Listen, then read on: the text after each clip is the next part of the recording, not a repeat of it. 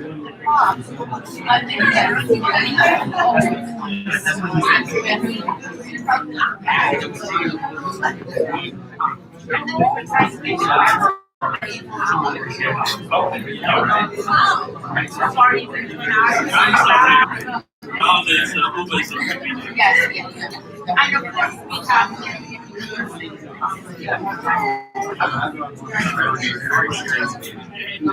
course, we have this happen sometimes.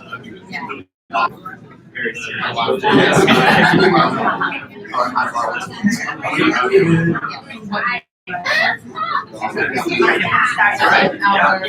All right, guys, we are going to start.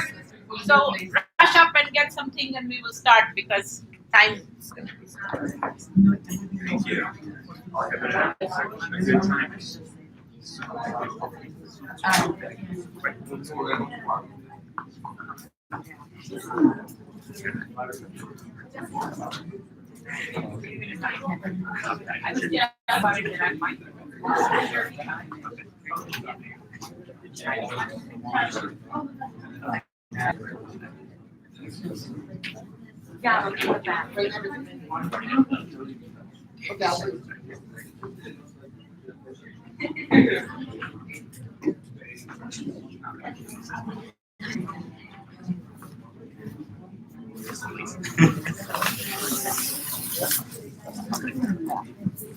So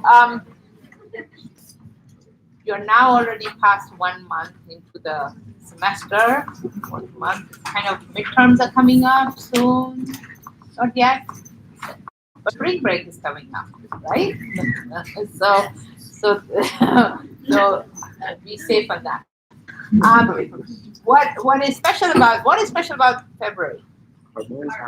Heart month, yay! Everybody knows about it. So as you all know, that we have been celebrating the Miami Heart Month. Thank you, Dr. Hutchison, Dr. Ramaswamy, for starting this tradition. This is our 3rd year for the Miami Heart Month. I know when he first came and told me we are having Miami Heart Month, I said, "Oh, Miami is having a Heart Month?" He said, "No, we are having the Miami Heart Month." So, and appropriately, he's wearing a red bow to start the month. Appropriately. So, every Friday there will be a speaker related to the cardiovascular disease in one way or another. And on the 21st, as you all know, and if you don't know, you want to know about it, is the symposium, the mini symposium. And so that mini symposium day, you have got 2 speakers that day and other activities, including posters and stuff. Sometimes we mess up. And our mess up is, why is the mini symposium messed up?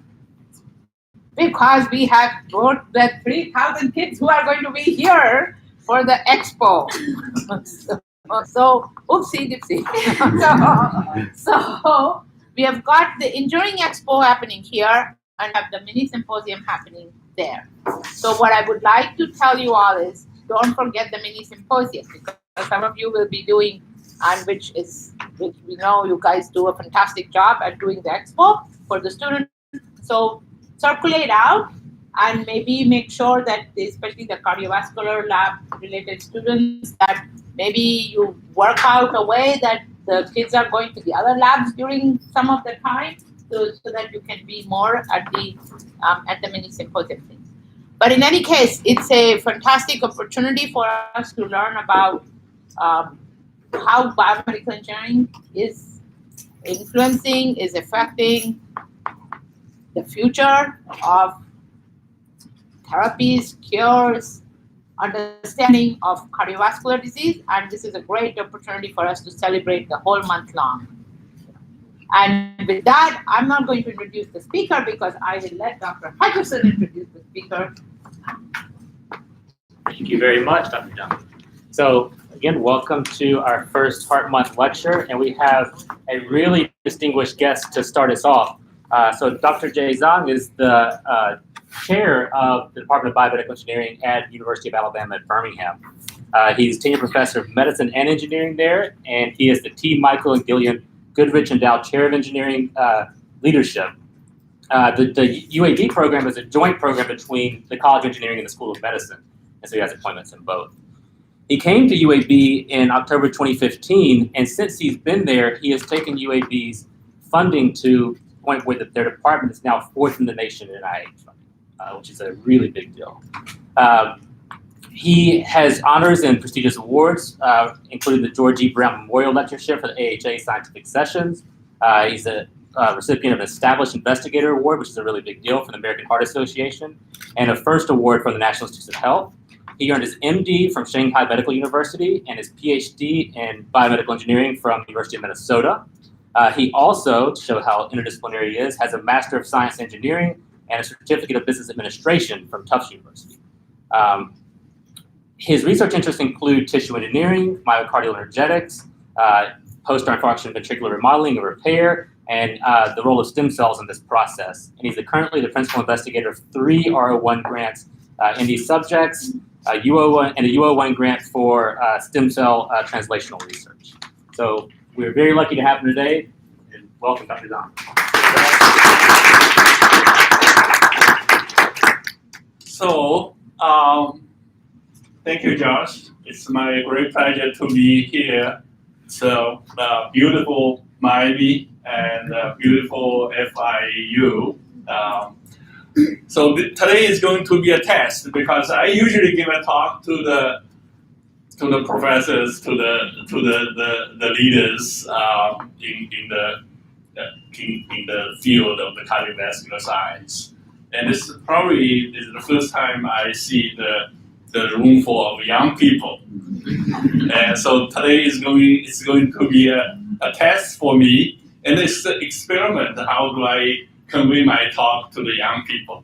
And you are the future, so without you, we have no hope. So I'm hopeful that you can ask questions. Any question is a good question. Okay. So I add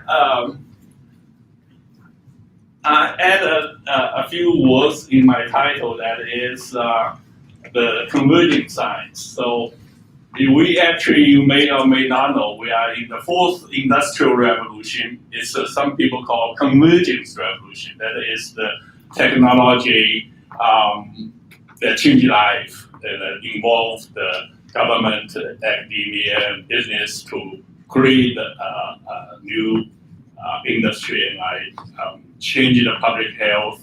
So, like the iPhone technology actually is not traditional engineering. It's the converging products of the converging science. So Google the converging science. That's your young people will experience the revolution. Revolution affect everybody's life. So, but I'm going to talk about the iPS cell, human iPS cell, to rebuild the failing heart.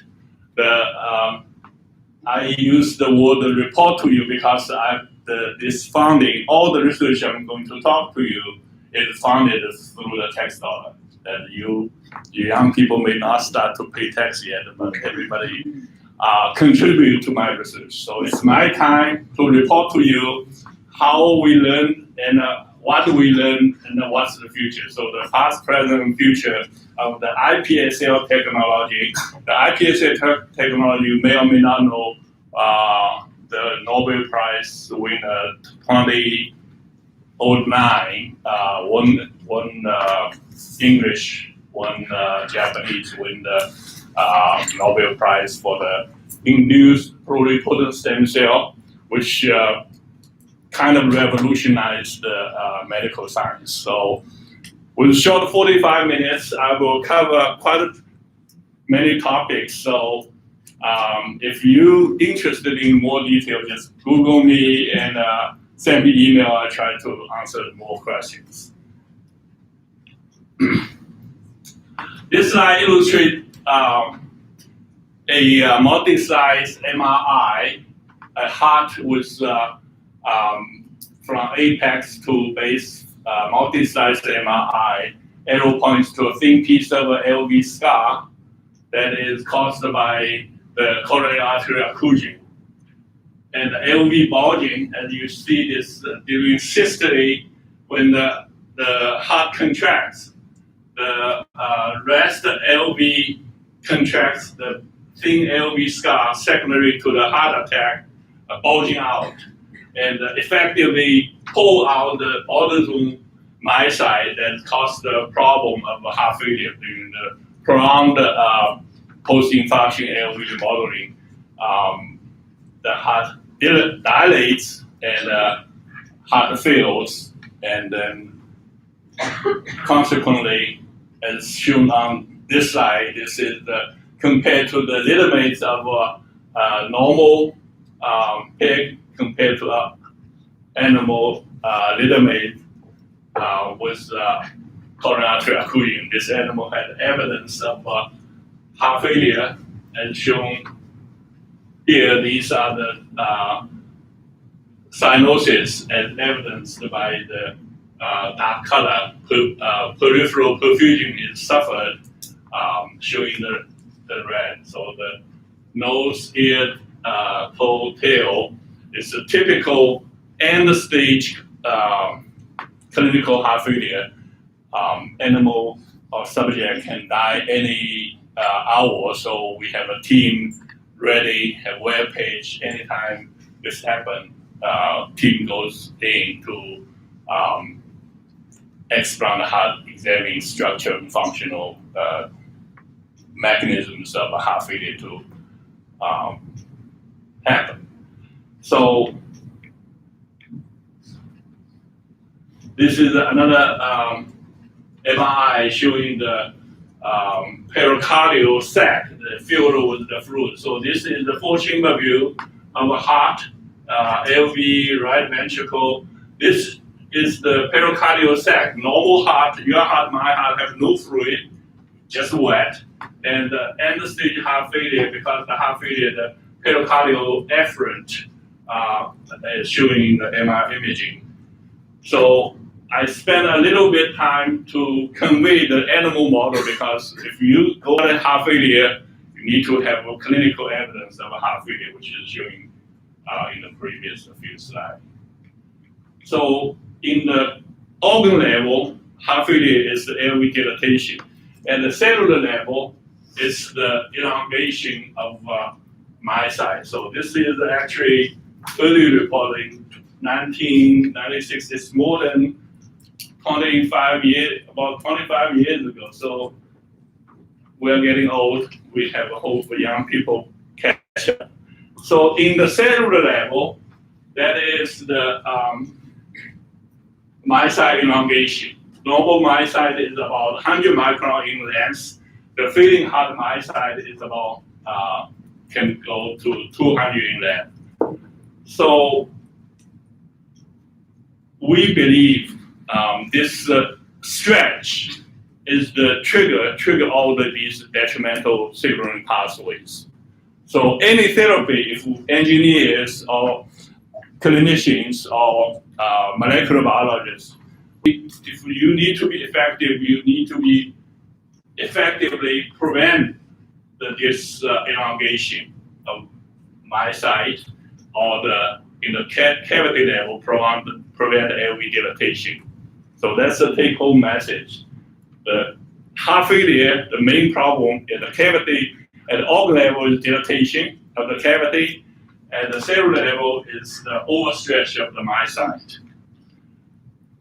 So this is not a trivial, it's a big deal. It's over the whole world, it's $1 trillion business taking care of the heart failure problem. $1 trillion as a T.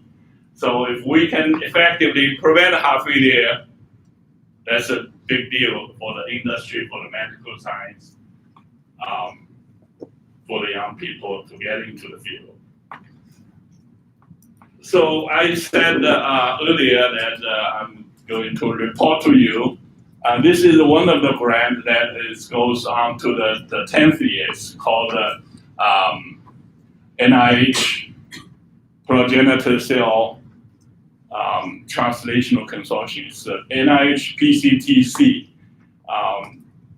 It's NIH put up $180 million 10 years ago for the first 7 years. grant, and then in 2016, another phase 2 for another millions of dollars for promoting the utilize the hiPSC technology to address the problem in heart and lung and blood.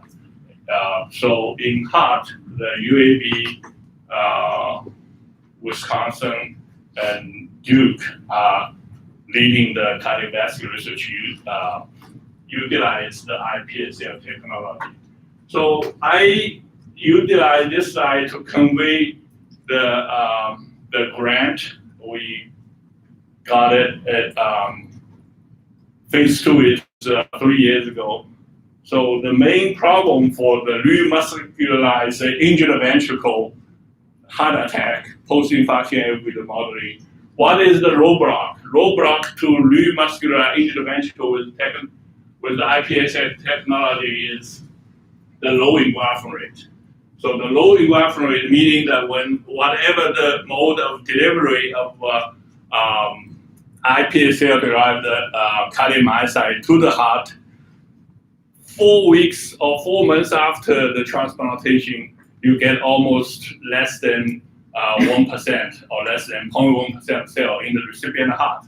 So the low engraftment rate is the #1 roadblock.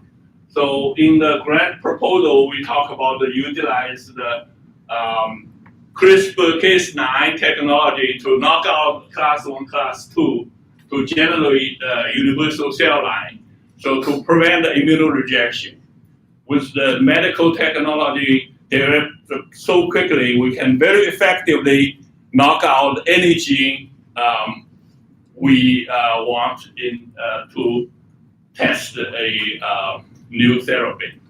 So strategy #1 is generate the universal cell line. Strategy #2 to overcome the low engraftment rate is turn back the clock of myocyte. One major problem for the heart attack that kill people is the myocyte do not regenerate. We born with 3 billion myocyte, we die with less than 3 billion. Not like any other organ, the myocyte do not regenerate after the birth. This remains one of the most important questions in the medical field. Why myocyte in the fetal stage, they continue divide, differentiate from stem cell. Why immediately after the birth, in large mammal or in small mammal, they exit cell cycle, meaning the myocyte do not regenerate. So in order to head-on address the heart failure problem, remuscular injured ventricle, we want to remuscularize a heart with a heart attack. So we want to turn back the clock. If we can understand why myocyte exit cell cycle, then we can manipulate these signaling pathways to turn back the clock, to make the injured heart remuscularize the lost muscle during the heart attack to head-on address the heart failure. And the approach #3 is use the engineering technology to engineer the large, thicker, clinical relevant myocardial tissue equivalent. So that's the 3 approach I want to take a few minutes to share with you. Before I get on to the result, I said that this is NIH funded. So we have been organized this workshop of symposium for the past, now it's the past 5 years. Last year, 2019, was in Sydney, Australia. This year will be in Germany. It's all funded by tax dollar, okay? So you can Google NIH PCTC. It's registration free. You are invited. Registration free. The hotel is not very expensive. And look at this. This is the church, 1994. It took me a little thinking, what does that mean? We are going to have this symposium in the building that built 1294. And this is the Gordon University. It's a library now. So the date is May 7 and 9. It's open to everybody, and then there's the Young Investigator Award to give the travel award, and so it's registration free. If you win the award, you can free go to Germany. It's Göttingen University in Germany. Okay, and if you have questions, you can send me email also. It's $10 paid. It's in the website. It's registration is already open. And next year will be in 2021. Will be in Kyoto. It's even much older than 1294. So it's registration free. You just need to get your mentor to pay the ticket. You are going. It's the president of National Academy of Medicine is attending, NIH attending. We have all the world leaders in the field of cardiovascular biology going. Okay. So what do we learn? So this is to generate universal cell line. Use the CRISPR-Cas9 to knock out the HA class 1. So in particular, this is the beta-2 microglobulin protein, which play a key role in the HA class 1. When you knock out the beta-2 microglobulin, the immune cell cannot recognize that cell.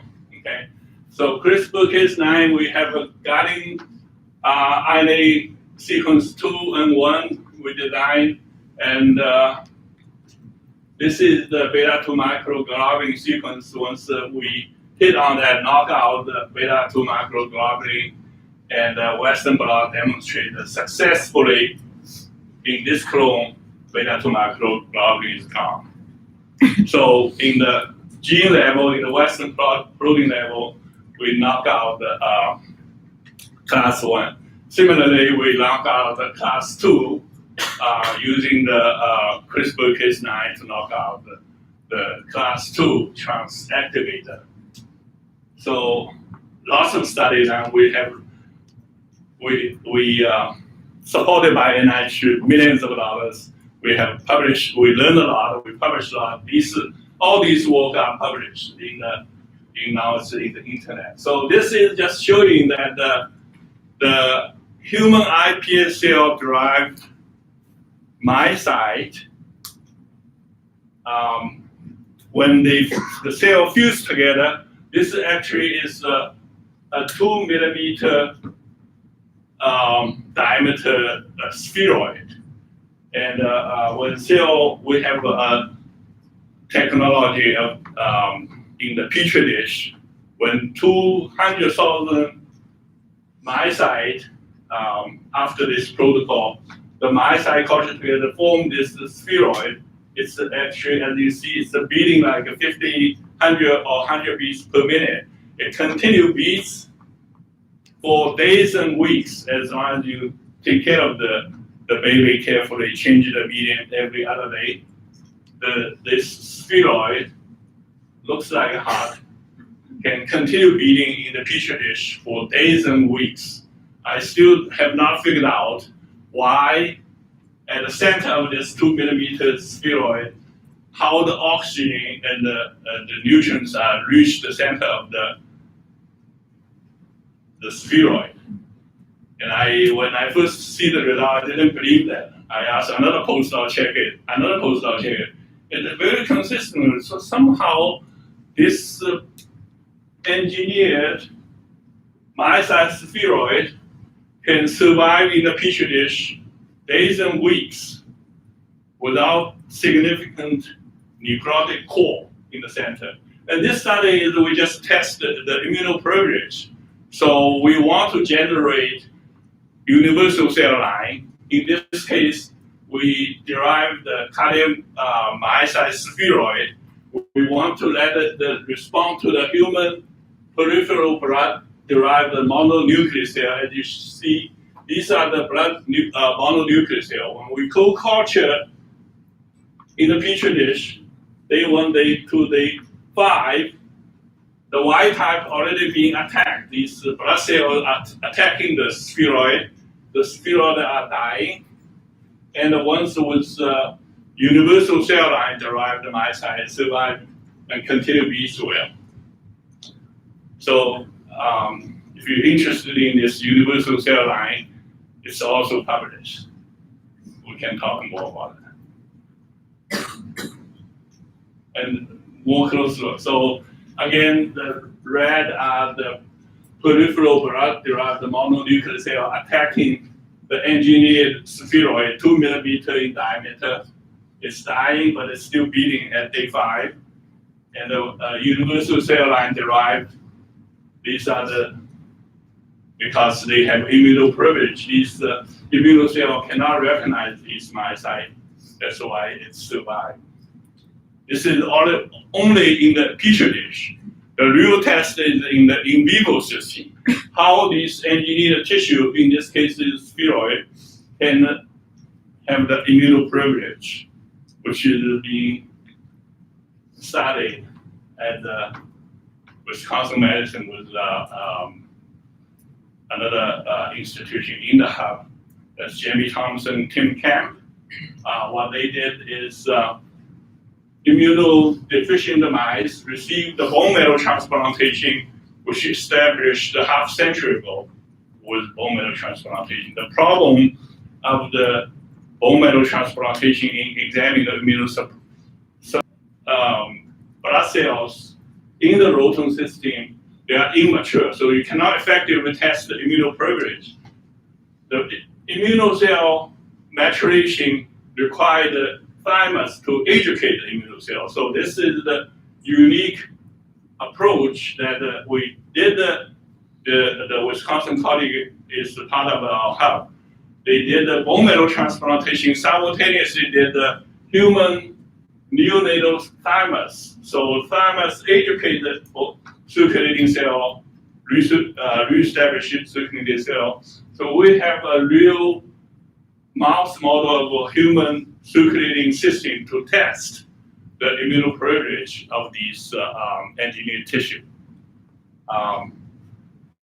This is still unpublished because of the NIH have a very strict rule of utilize the human tissue. So in Europe, there's more active research with this protein model of circulating human cells.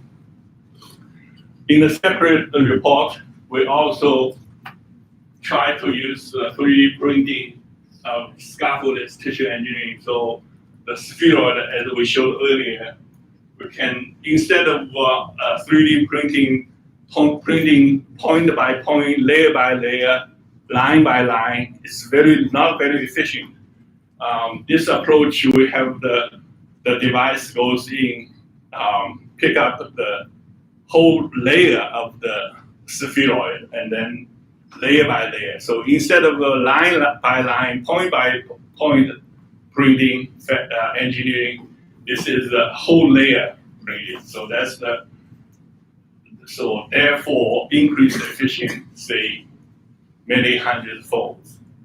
It's still being continued optimized. We have taken the advantage. We have the engineer. You probably know we have an astronaut component. So we're collaborating with the space engineers to making the 3D printer.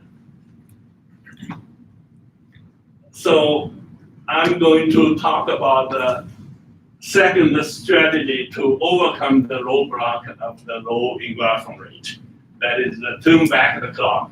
I said earlier, the hematologist can re-establish the circulation very successfully. Already half century, bone marrow transplantation is a common clinical practice. They can regenerate or have successfully repopulated circulating cell. They also have a very low engraftment rate at the first few days when you look at the bone marrow transplantation. Bone marrow transplantation engraftment rate is less than 1%. But the hematopoietic stem cell have the capability of continue proliferate. Eventually, the transplant bone marrow cell at the beginning is less than 1%, but after a few weeks, they repopulate with the graft cell. So if we can effectively make the myocyte re-enter the cell cycle, proliferate, then we may be able to remuscularize a heart with heart attack. So that's the thought. We just steal the concept of a hematologist established in the bone marrow transplantation. We try to see if we can remuscularize a heart with a heart attack by promoting the myocyte re-enter the cell cycle. So this is done here, and we use the lentivirus to transfect the human iPS cell with MHC-driven cyclin D2. Cyclin D2 plays a critical role in cell cycle, and this approach is MHC-driven. So only the iPS cell differentiate to myocyte, they overexpress D2. And the cyclin D2 is this is the key genes we are targeting here. And again, Western blot showing this clone significantly increased the cyclin D2 as compared to wild type. In vitro, the increased cytokinesis as evidenced here. So this is Aurora B. As Aurora B is a protein that functions in the attachment of the mitotic spindle to the centromere to demonstrate the cell kinesis. As shown here, this is Aurora B indicated the cell are dividing.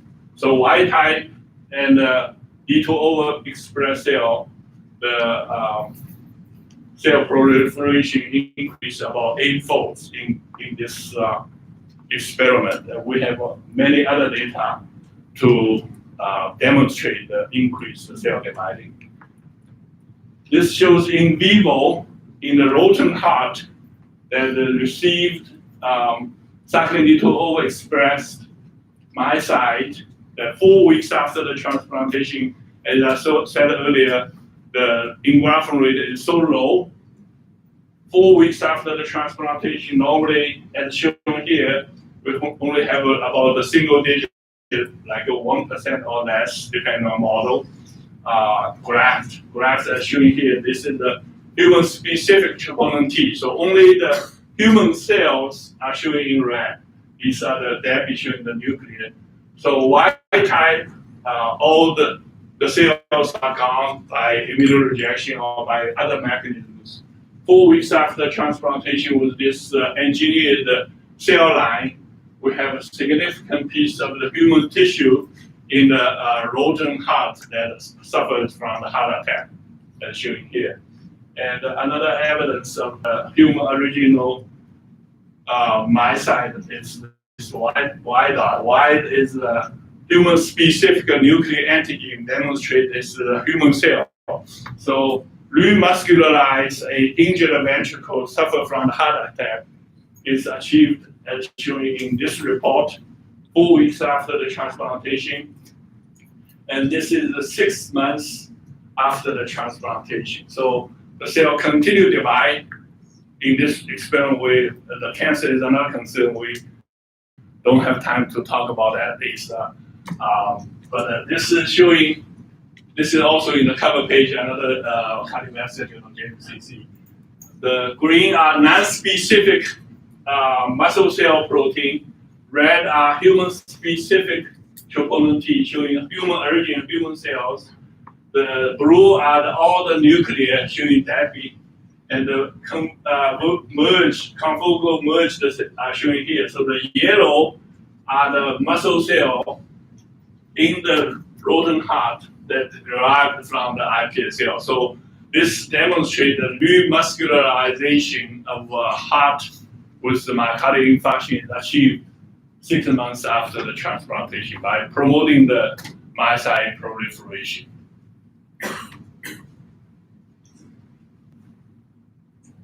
So that's 1 month it's a significant patch of the myocyte, and this is 6 months. So we solve one problem, and there's another problem that is arrhythmia. So if you have a significant piece of exogenous muscle cell in the ventricle, because of the specific characteristic of a heart, you have the action potential propagation from the non-human primate model from Seattle showing that the significant graph, when they deliver 1 billion myocyte in the monkey heart, they have a piece of the grafts in the recipient heart that is associated with arrhythmia. So we want to examine the mechanisms of arrhythmia. If the action potential pass through from the pacemaker to the entire ventricle, when there's a significant piece of graft, if there's a re-entry induced arrhythmia, all this piece of the human tissue can act as an ectopic center to cause arrhythmia. The arrhythmia can be lethal, can kill the subject on site. So if we can understand the mechanisms of arrhythmia, we can design and engineer a new cell line to overcome the problem of arrhythmia. So UAB has a team of very solid electrophysiologists from Duke, and we want to examine if the action potential propagation pass through the grafts. When rodent heart beats 600 beats per minute, when we pass the action potential pass through the grafts, it beat 100 beats per minute. So this human tissue beats continue beats 100 beats per minute. The rodent myocardial tissue beats a few hundred beats per minute. So the propagation pass through with different conduction velocity, it can cause re-entry induced arrhythmia. So what we can do as engineer, we can design the new cell line to improve the propagation velocity to avoid this re-entry induced arrhythmia. At this point, we just need to decide for the mechanisms of arrhythmia. Then we can work on the new cell line. Okay. So number 3 we want to cover today is to generate larger, thicker functional myocardium for the clinical relevant approach, because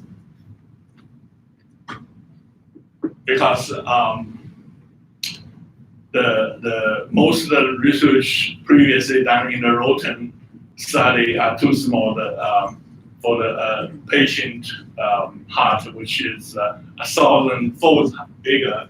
We need to generate larger, thicker, and pre-vascularized cardiac muscle patch. As shown here, this is just showed earlier report from the lab that we use the human cardiac fibroblast. It's the human C. It's the C is the cardiac fibroblast derived iPSC. We report that the iPSC can generate any cell type of any organ, but the iPSC have the epigenetic memory, meaning that the skin fibroblast derived iPSC probably generate better skin. The T cell derived iPSC generate better blood cell. And the cardiac fibroblast derived iPSC can generate better cardiac cells. So this is reported in 2014, high quality of cardiomyocyte, cardiac smooth muscle cell and endothelial cell are shown here. And we use these cells to fabricate engineer the human myocardial tissue. This gets into the circuit research cover page because we have the best high resolution in the engineered tissue. And this report in circulation is actually it was last year we report dynamic culture. So the heart is always moving. So dynamic culture make a huge difference in effectively engineer larger, thicker, and functional myocardium. I'll take a few more slides to convey to you the report. So this is the fabrication of the engineered myocardial tissues, 2 by 4 centimeter in surface area and about 1.2 millimeter in thickness. That's so far the largest reported functional myocardium engineered in the petri dish. Have the left thoracotomy open the chest and expose the heart, generate myocardial infarction by occlusion of a coronary artery for 16 minutes, and then release the occluder, and the animal stabilized. Then we put 2 pieces of the patch for each heart. So each heart receive 10 millions of CO2 patch. And this slide illustrates the functional characteristic of engineered cardiac tissue. Showing here, top down are the typical Frank-Starling response of when you stretch a piece of muscle tissue, they contract more rigorously. So increase of the force generation in response to stretch, in response to the calcium stimulation, this is in response to the mediocre engineers. They are fabricated tissue. When you pace it to a high rate, the force generation decreases. So this shows the quality of the engineered tissue. The force generation maintained at about 1 nanonewton per micide. So normalized per micide is about 1 nanonewton. So this is some number you can, when you do the engineered muscle, the number you can, if it's a good quality, normalized per micide, it should be around 1 nanonewton per micide per contraction. And we also, in the test, we also compare with and without endothelial cell in the structure. The myocyte functions better when the microenvironment has endothelial cell in it. Maybe we have this high resolution system to examine the action potential propagation. This is 524. It actually goes to the computer to record propagation from the pacemaker cell to the entire heart. So EP is actual mapping of the big heart. And if that's not good enough, we also have optical mapping to look at the entire ventricle 360 degree. So this is a panoramic, typical panoramic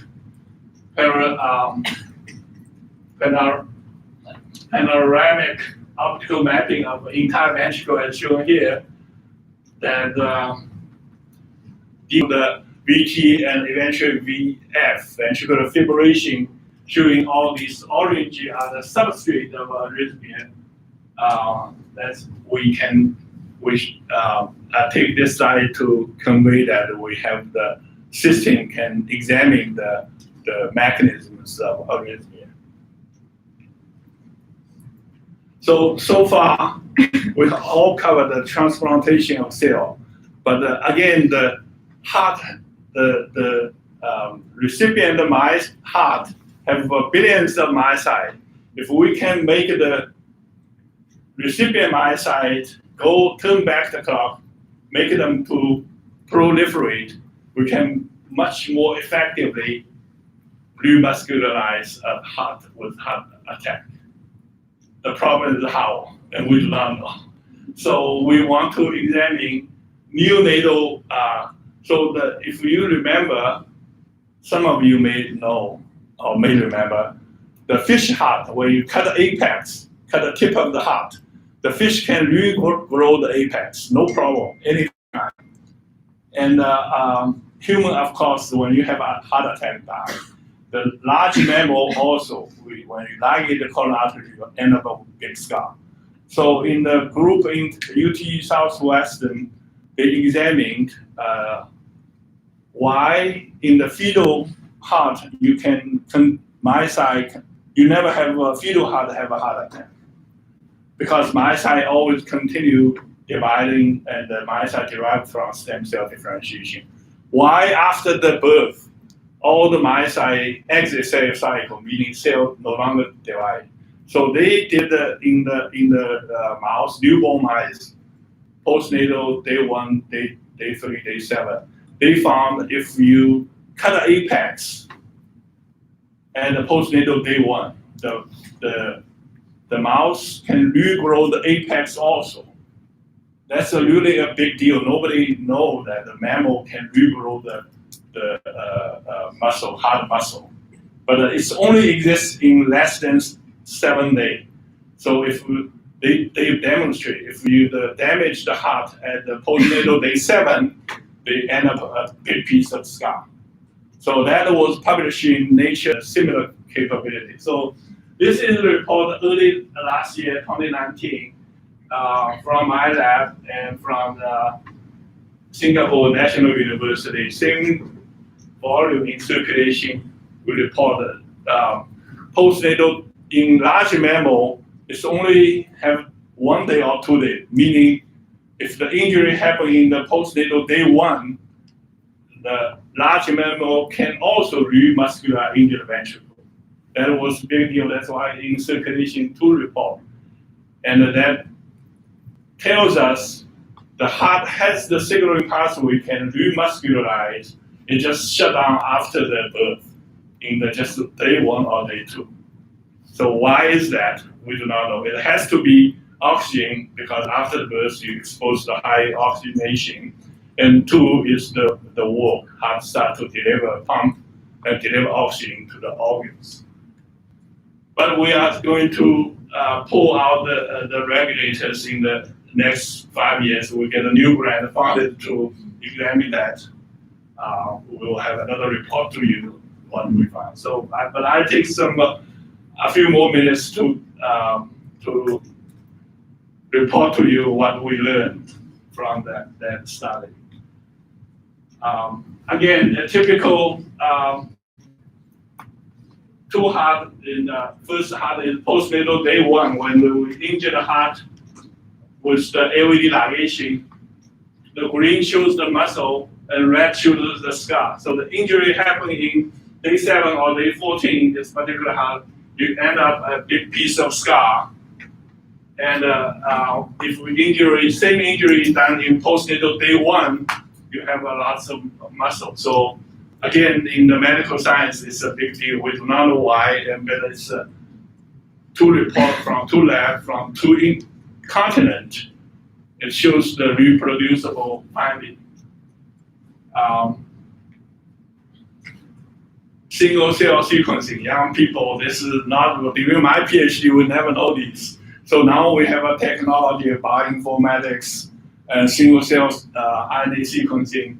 We can sequencing the entire heart, all the cells, every cell in the rodent heart, or all kind of cell in the pig heart. We can take 1 gram tissue, examine all the heart to examine from the postnatal day 1 to day 56, 2 months old, normal or injury.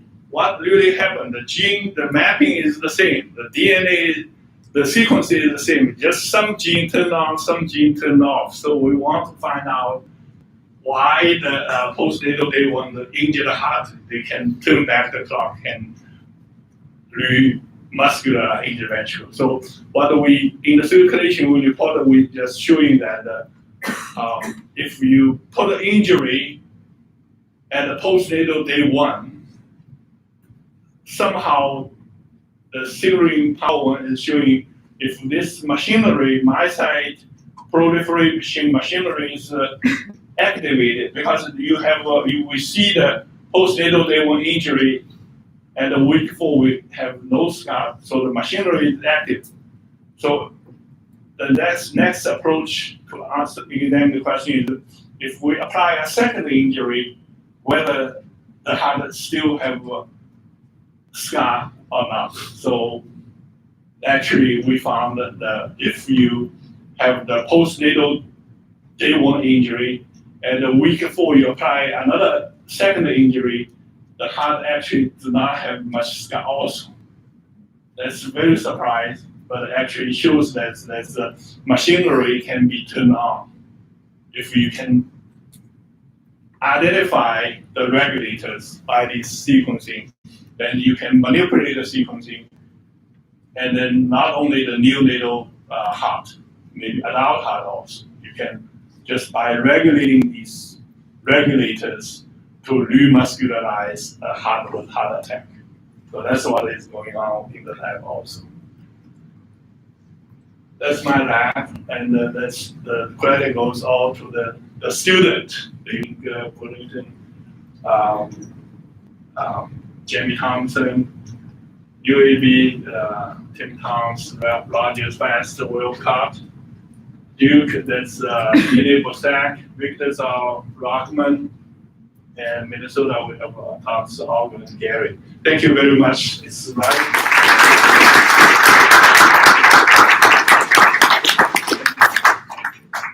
Any questions for Dr. Zhang? Thank you very much. Amazing talk.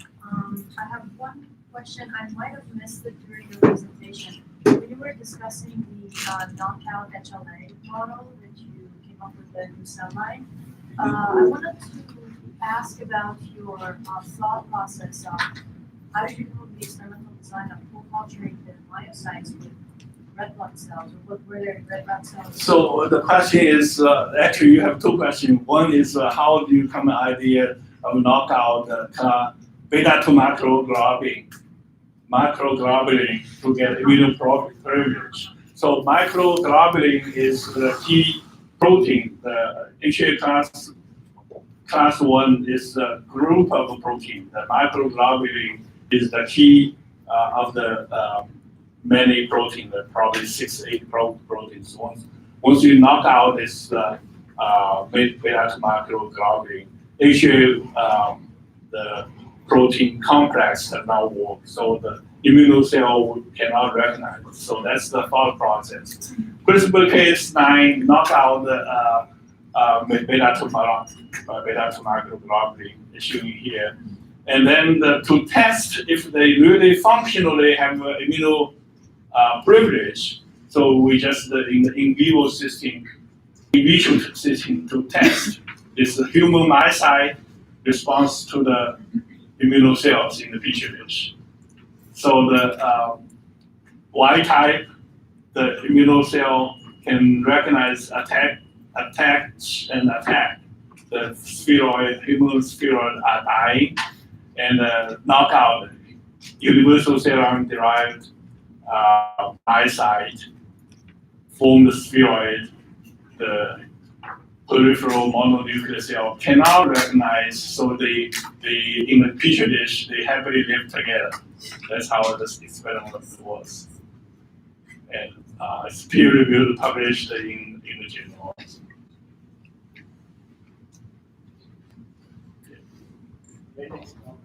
Question about your steroid, talking about the oxygen or and all that. Did you see any evidence of any new vessels or New vessel. So it's So of course in the organ in vivo we need a vessel. In the tissue engineer, you often hear they call the prevascular engineered tissue, but if you think for a minute, what do they really mean a prevascular? Vascular need to have a vessel. A functional vessel need to deliver the blood. So you have a structure of endothelial cell does not mean it's a vessel. So that's a concept. For this 2 millimeter spheroid, we actually have a few slides showing the. It's actually 2 millimeter. It's not a solid 2 millimeter. There's lots of cavity or the gaps and it's like a snake heart. Snake does not have coronary artery. Snake has all these the channels go to the muscle. So the perfusion, human heart, large mammal, perfused by coronary artery. Fish or the snake, they all coming from the inside. It's called the endocardium. The channels go through the muscle, and then deliver the oxygen and nutrient. And this spheroid just look like that. I may have a slide to convey to you.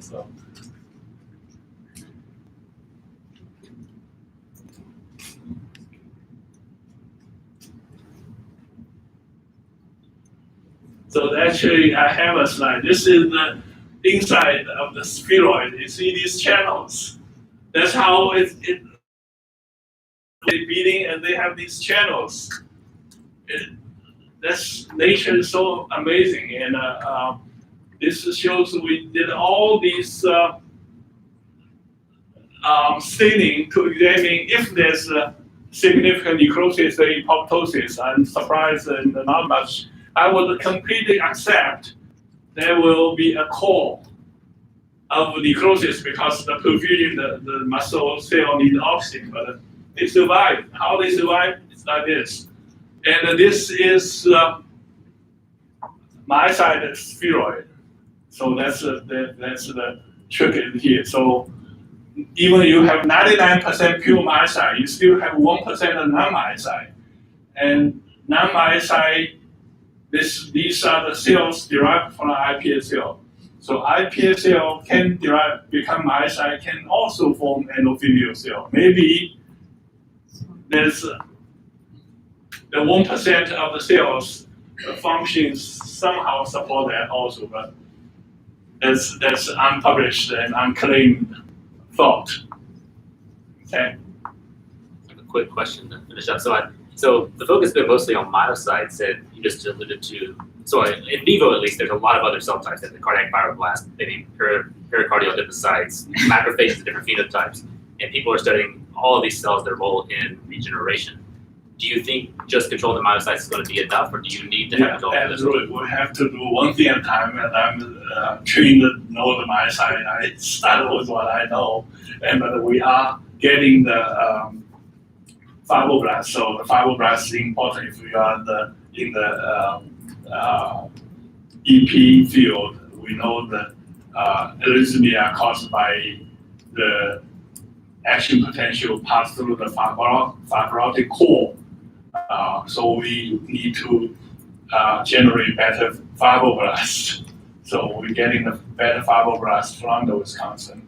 We're getting the endothelial cell. Now we know there's subtype of endothelial cell, that is venous endothelial cell and arterial endothelial cell. We're getting endothelial cells specifically to generate arterioles also. So there's lots of detail lots of detail we need to know, lots of game to play. We have all the tools. We just need to know the mechanisms, and then we can head on address and design a project to examine the question problem. Any other final questions? Okay. What do you want to do next? What do we want to do next? We have so much with getting this is again, the NIH putting hundreds of $millions. We want to find out the effective way to approach this heart attack problem. So patch is one of them. Generate vessel is another one, and how to generate better and functional myocardium to re-engineer beating heart. That's the long-term goal. Thank you. So we have some party gift for Dr. Zhang. Let's thank him again for joining us.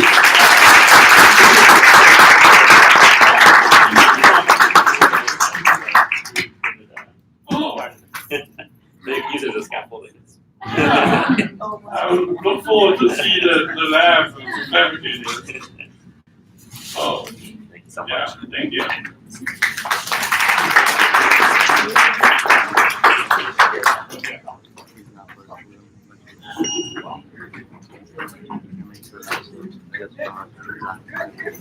Really nice.